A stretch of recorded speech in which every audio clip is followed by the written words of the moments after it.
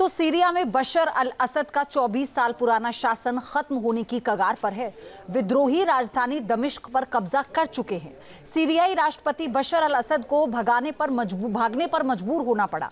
असद दमिश्क से एक प्लेन के जरिए भागे, लेकिन वहां कहां पर वो गए हैं इसका पता किसी को नहीं है। तख्ता पलट की पूरी कहानी हमारी रिपोर्ट में देखें।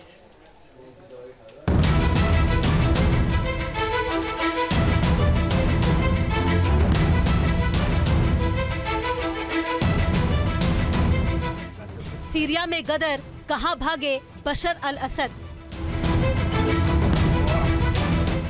मिडिल ईस्ट में युद्ध का नया मोर्चा खुल गया है। सीरिया में गदर मच चुका है। विद्रोही और असद सरकार के बीच बारूदी मोर्चा खुल चुका है।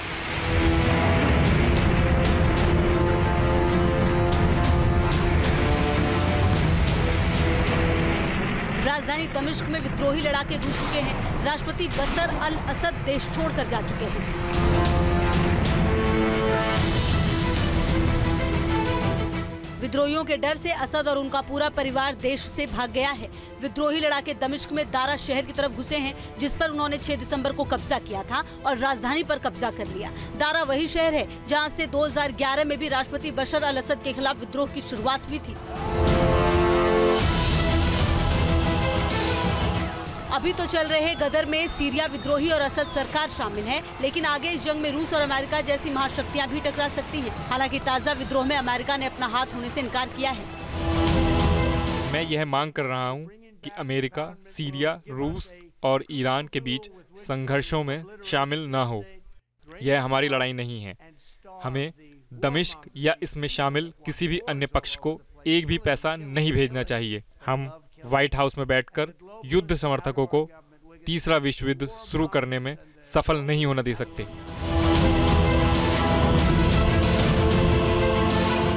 दमिश्क में विद्रोहियों के घुसने के बाद हड़कंप मच गया और देश छोड़ने के लिए एयरपोर्ट पर भगदड़ मच गई। सीरिया का झंडा लहराते विद्रोही लड़ाके दारा शहर में घुसे और सेना के फाइटर जेट्स पर कब्जा कर लिया। सीरिया के जिन 4 शहरों अलेप्पो, हमा, होम्स और दारा में विद्रोही संगठनों HTS ने कब्जा जमाया है, वो दुनिया का दूसरा खूंखार विद्रोही गुट माना जाता है। ऐसा नहीं है कि सीरिया में पहली बार गृहयुद्ध भड़का हो। इससे पहले 2011 में अरब क्रांति के साथ ही सीरिया में गृहयुद्ध की शुरुआत हुई थी। सीरिया के लोगों ने 10 साल से सत्ता पर काबिज बशर अल असद सरकार के खिलाफ विरोध प्रदर्शन शुरू कर दिए थे। इसके बाद फ्री सीरियन आर्मी के नाम से एक विद्रोही गुट तैयार हुआ। इस विद्रोही गुट को अमेरिका, रूस, ईरान और सऊदी अरब ने हवा दी, जिसके बाद हालात और बिगड़े। हालांकि 2020 में सीजफायर हो गया था। अब आपको ये जान लेना जरूरी है, आखिर कौन है बशर अल असद और क्यों विद्रोही गुट इनके पीछे पड़ा है।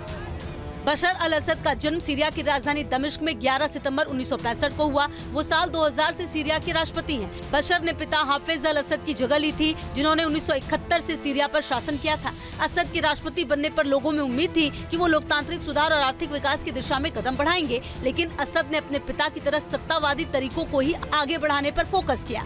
पिता हाफिज अल असद की मौत 10 जून 2000 को हुई। उनके निधन के कुछ घंटों बाद ही देश के संवैधानिक ढांचे को बदल दिया गया और असद को राष्ट्रपति बना दिया गया।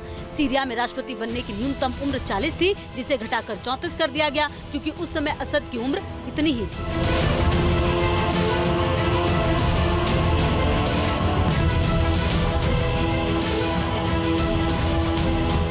असद के कमान संभालते ही इजराइल के साथ सीरिया का तनाव जारी रहा, क्योंकि इजराइल के खिलाफ उन्होंने अपने पिता के रुख को बरकरार रखा और गोलन हाइट्स की वापसी की मांग जारी रखी।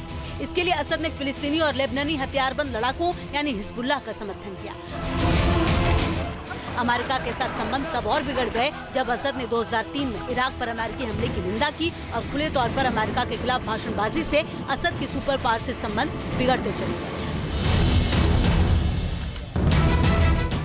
अब सीरिया में फिर उथल पुथल मची है। विद्रोहियों ने दमिश्क पर कब्जा कर लिया है। बशर अल असद देश छोड़ चुके हैं, लेकिन इस गृह युद्ध में अमेरिका, रूस का हस्तक्षेप भी देखा गया है। खबर है विद्रोहियों को अमेरिका का समर्थन है, तो असद शासन को रूस सपोर्ट कर रहा है, लेकिन खुले तौर पर दोनों देश इससे इनकार कर रहे हैं।